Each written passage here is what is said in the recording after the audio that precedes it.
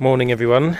We have genuine sunshine, which is really nice for a change. So I've got the doors up and the window at the back open, try and get some air through, dry this place out. It's still really damp, so it's an absolute car killer, but it's good for keeping the worst off me while I'm fanning about welding. The Jotun 87 has gone off overnight, so that's nice. This stuff's quite interesting. You can overcoat it within, I think, 24 to 48 hours. After that, it's like pour 15. It's an absolute bitch to get anything to stick to it. It needs a really aggressive key before anything will go on. If you top coat over that after it's gone hard, it'll just sort of crack and delaminate off. So while it's still, I don't know whether you can hear this, but still like that, less than 24 hours, I'm going to go and seam seal the bottom edge with Tiger Seal, and I'm also going to do in and around here like it should from factory have, and then the whole length underneath. I could have also chosen to use grey stripe, which is brushable seam sealer, but because I'm working upside down and I want to be quite precise with where I put the sealer, I'm just going to use U-Pole Tiger Seal. You could use any sort of polyurethane seam sealer like Worth Bond Seal, but yeah, I'm going to try and unplug the end of that and then get going. Hopefully you can see what's going on. Sometimes I buy grey seam sealer because it means you can actually see where you're going on top of the black to make sure you get all of the areas. With some of these seam sealers like the U-Pole grey stripe, you get a fiberglass brush which has much stiffer bristles, so it doesn't just spray out and go everywhere. But I don't have one, so I'm just cutting down an old paintbrush because that's now stiffer for putting this stuff on. Just makes it a bit easier. It stops it stringing up quite so much. I've managed to unplug the end of this as well, so hopefully we can just start getting it on there.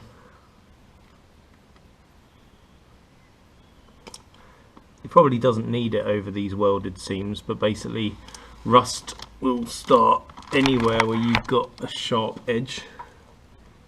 So even though I've sanded some of these back with the finger sander, it's nice to have it protected with seam as well. And I'm going to go down that closing panel there, so I don't get water getting in. That is a natural drain channel where water's going to run out, so I don't want to fill up the end of that too much, but I will put a bit in here because that's another seam that I've made and introduced. And then I'm going to put a bit all the way along here for the same reason, just to close it off. Probably overkill, but never mind.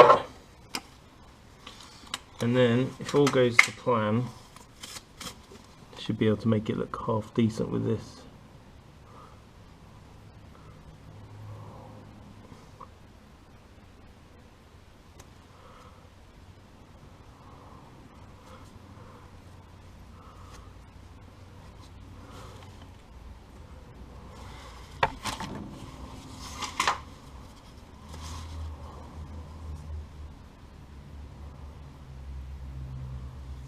Quite satisfying actually. So it doesn't quite look factory, but it's a step in the right direction.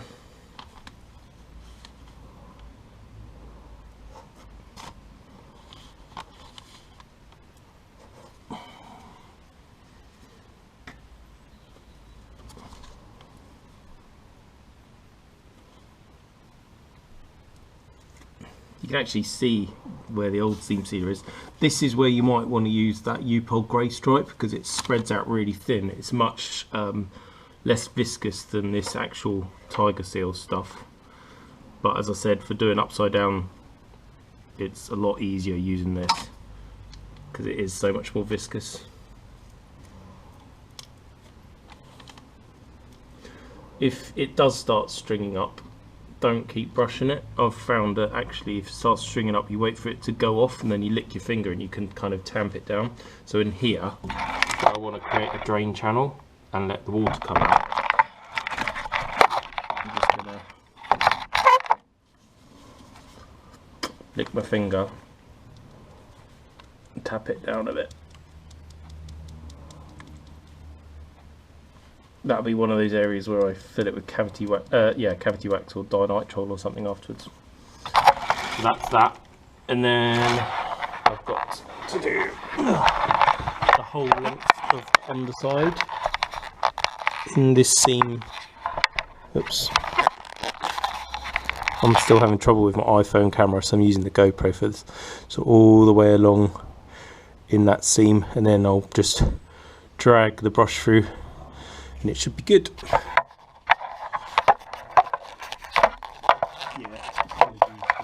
Camera work, you know.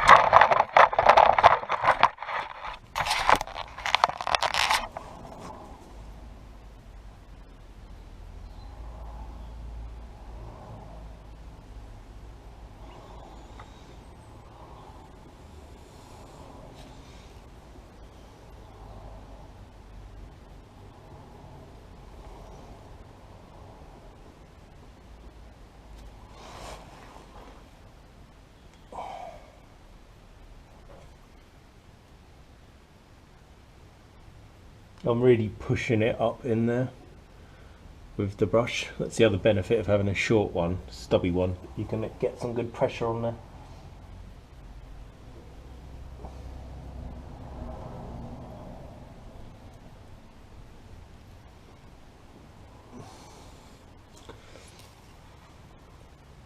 So that's the kind of effect I'm going for. I'm probably putting more in there than there was in factory. But that's no bad thing.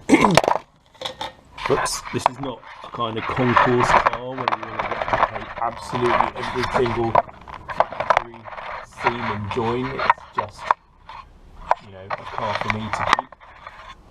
So I'm not going OTT on making it look OEM factory fresh.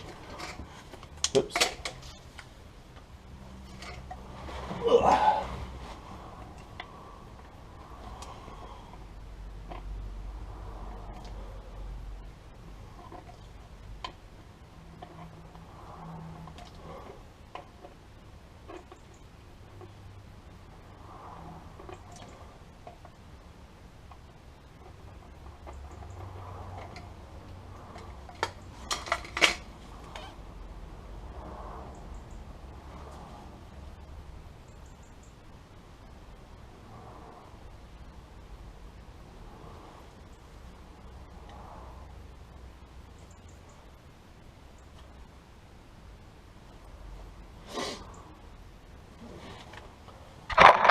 Last little bit.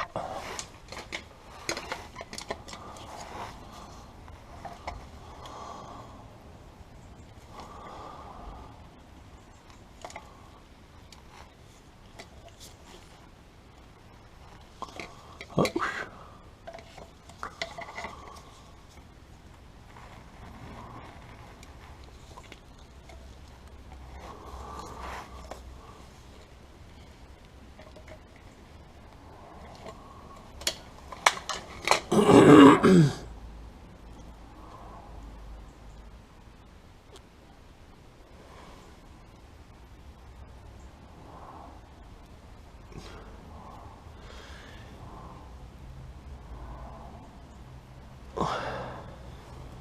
Excuse the groans. I'm getting old.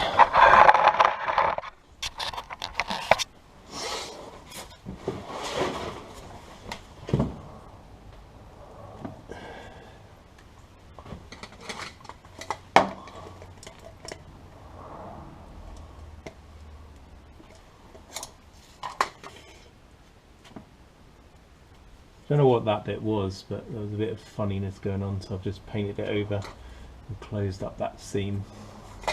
I don't want to put too much on because obviously that wing has the bolt back on, but it's done all the way along. Got a nice slug of it in there, so that can go off. I'm going to go put my brush in some thinners and then I can use it again later.